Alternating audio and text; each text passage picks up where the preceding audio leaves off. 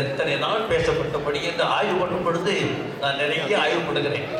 பண்ணும் பொழுது உலகத்தில் இருக்கின்ற பாவலர் சொல்வார், முதல் தாய்மொழி என்று சொல்வார்.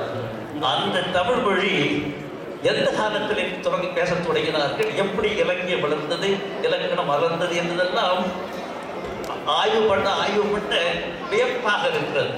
இன்றைக்கு தொடர்ந்து பேசப்பட்டு வருகின்ற ஒரு செம்மொழி தமிழ் மொழி ஒன்றுதான்.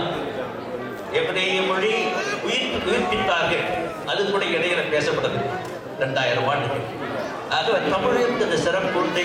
அந்த மொழியினுடைய சிறப்பை, வரலாற்றை, பண்பாட்டினை நாம் அறிந்து கொள்ள வேண்டும். முதல் காரணம். இரண்டாவது, நமக்கு தெரிந்து கொண்டிருந்தால் மட்டும் பத்தாது, உலகத்தில் இருக்கிறவர்கள் தெரிந்து கொள்ள வேண்டும் என்பது இரண்டாவது முக்கியமான எண்ணம். இதைத்தான் 50-60 ஆண்டுகளுக்கு முன்னால் ஈழத்தில் பிறந்த தனிநாயக அடிகளார் ஒரு முன்னின்று பி.டி. சீனிவாச ஐயங்கார், ராமச்சந்திர டீச்சர், பரிதிமாறு கலைஞர் போன்ற பெருந்தலைவர்கள் எல்லாம் தமிழ் தனிசிறப்பு எடுத்து சொன்னார்கள். அதை தொடர்ந்து உலகளவில் கொண்டது தனிநாயக அடிகளார். ஏ.கே. ராமானுஜம் அவர்கள், E.A. சுப்பிரமணியம் அவர்கள், செக்கோஸ்லாவில் பிறந்த கபில் சுலபன் அவர்கள், இவர்கள் தான் தமிழ் ஆய்வு தொடர்ந்து நடக்க வேண்டும் என்று முயற்சி செய்தார்கள். தனிநாயகர்களை உலகம் சுற்றி தமிழை பற்றி தெரியாமல் இருக்க கண்டு தமிழ் கல்ச்சர் என்று ஒரு இதழை நடக்கிறார். ஆங்கில இதழ், 4 ஆண்டுக்கு 4. அந்த இதழ் நின்று போய்விட்டது.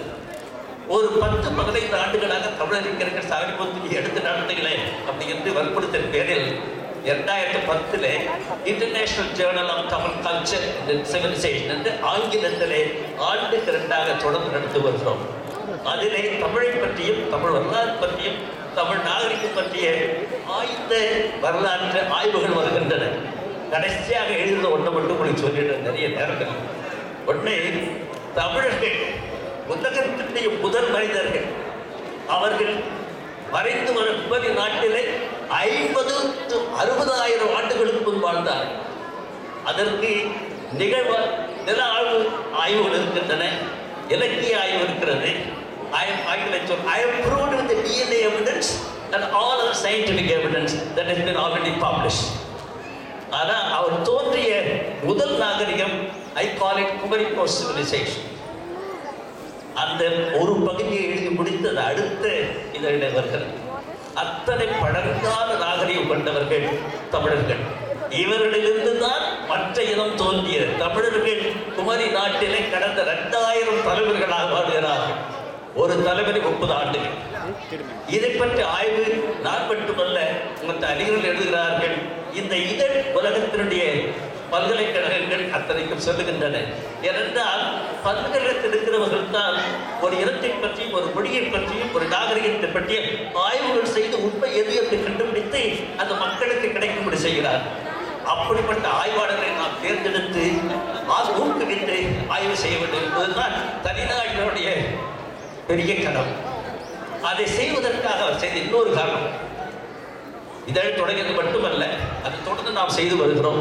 2வது 1964 international association of Tamil research, அனைத்துலக தமிழ் ஆய்வு மன்றத்தை தொடங்கினார். அவரும் D.I. சுப்பிரமணியம் அவர்கள், கபில் சுலபன், 3 பேரும் சேர்ந்து தொடங்கினார். அதன் சார்பில் தான் உலக தமிழ் மாநாடு நடந்தது. முதலில் மலேசியா, 2வது சென்னையில், 3வது பாரிஸில் பல மாநாடு நடந்தது. கடைசி மாநாடு சென்ற ஆண்டு மலேசியாவில் இருந்தால் நான் போயிருந்தேன். அப்போ தமிழர்கள், நண்பர்கள், மற்றவர்கள் சிறப்பாக ஒருவரை உங்களுக்கு சொல்ல விரும்புகிறேன். நான் பெரும் தமிழ் தலைவர், அறிஞர், பொறியாளர், சொல்லுவதை நினைப்பதை சொல்லுகிறவர், சொல்லுகிறதை செய்கின்ற ஒரு பெரிய அறிஞர் டாக்டர் B.K. குழந்தைசாமி. அவர் 6 ஆண்டுகளாக சாதித்து இதை எப்படியாகிலும் வடமறிக்கு கொண்டு போய் அரசியல் தலையீடு இல்லாமல் தமிழ் ஆய்வு முதன்மை கொடுத்து இதை நடத்தி எதிர்காலத்தில் வழிகாட்டுங்கள். என்னுடைய மாணவர்கள் நிறைய இருக்கிறார்கள், அவர்களெல்லாம் ஆய்வுமிக்க ஆர்வமிக்க தமிழர்கள், அவருடைய உதவியோடு இதை செய்யுங்கள். நான் சொன்னேன் என்று சொல்லுங்கள். அவர்களுக்கு பொங்கல் வாழ்த்து மட்டுமல்ல, இந்த உலக தமிழ் மாநாடு எடுத்து நடத்துகின்றதுக்கு அவர்கள் முன்வர வேண்டும் என்று சொல். 10வது உலக தமிழ் மாநாடு சிக்காகில் நடக்க இருக்கிறது. இந்த உலகத்தமிழ் நடத்துறது வந்து இன்டர்நேஷனல் அசோசியேஷன் தமிழ் ரிசர்ச். நான் கொடுத்து அழைப்பின் அதை ஏற்றுக்கொண்டார். இப்பொழுது சிக்காகோ பல்கலைக்கழகத்தோடு தொடர்பு கொண்டு அவர்களுடைய உதவியும் நாடியும் பேசி வருகிறோம். இதனுடைய முடிவு பிப்ரவரி மாதம் கடைசிக்குள்ள ஏற்பட்டுவிடும். அது ஏற்பட்ட பிறகு 10வது உலகத்தமிழ் மாநாடு வட அமெரிக்காவில் சிக்காகோ பல்கலைக்கழகத்தின் தொடர்போடு தமிழர்கள் அனைவரும் சேர்ந்த தமிழ்ச்சங்க கூட்டணி, சிக்காகோ தமிழ்ச்சங்கம், அறக்கட்டளை, தமிழர்கள் நமக்குள்ள எந்த வேறுபாடும் இல்லாமல் இங்கிருந்து இதை நடத்தி காட்ட வேண்டும். அதுதான் நாம் தமிழருக்கும் நமக்கு நம்முடைய பிள்ளைகளுக்கும் எதிரான தமிழர்களுக்கும் காட்டுகின்ற ஒரே ஒரு வழி. நாம் இருக்கிற வரைக்கும் பண்பாட்டோடு இருப்போம். நமக்கு பிறகு நம்ம பிள்ளைகள் கொஞ்ச நாள் இருப்பார்கள்.